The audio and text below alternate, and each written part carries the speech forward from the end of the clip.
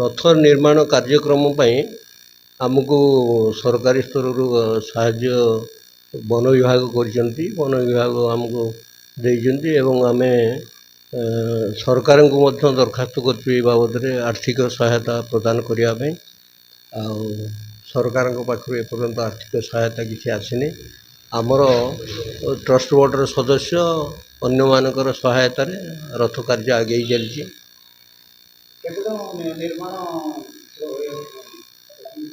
आमर कारीगर आंदपुर आसछन्ति तार मुख्य जी अच्छा सहित आउ 15 जन सदस्य अच्छा रथ कार्य क्रमटा सुरक्षित रही आउ 4-5 दिन मध्य आमर समाप्त हो रथ कार्यक्रम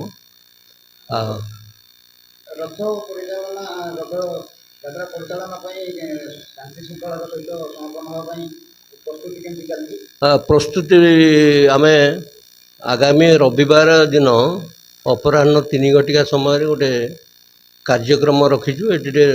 रथ परिचालना एवं कार्यक्रम केमिति चलियो रथ टणा श्रृंखला केमिति चलियो से समस्त ऑफिसर आमर ट्रस्ट बोर्डर सदस्य परिचालना कमिटीर सदस्य सरकारी ऑफिसर बंधु एवं सांबादिक मानक आम डाकिकी से विषय सूचना देवु एवं केमिति कार्यक्रम सुरखुरी चलियो तांकर सहयोग प्रत्येक वर्ष जमती हुए सिम तो चली कि वर्षा तो बाधक हो तथापि जो आमर आंदपुर साइड्र मिस्त्री हेड मिस्त्री हेले श्रीपति सी जोरसोर लगी जाओ 4-5 दिन भितर आम रथटा कम्प्लीट होदी वर्षा नुहे न तो टे टाइम टेक हो पारे ना आम खरा हुए जदि मान 4-5 दिन भितर शेष हो। अच्छा रथ घटना रथ मंदिर ट्रस्ट बोर्ड किसी सहायता मिले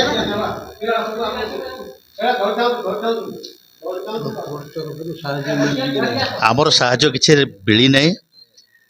आमर अर्थ तथापि आम चेष्टा कर साहाय्य आम लिखिकी देचु आमर तो ट्रस्ट बोर्ड जोटा होमर जगन्नाथ तो गवर्नमेंट नहीं गवर्नमेंट रू किसी लिखा जा गवर्नमेंट को किसी साहाय्य मिलवाई ता सहित आमर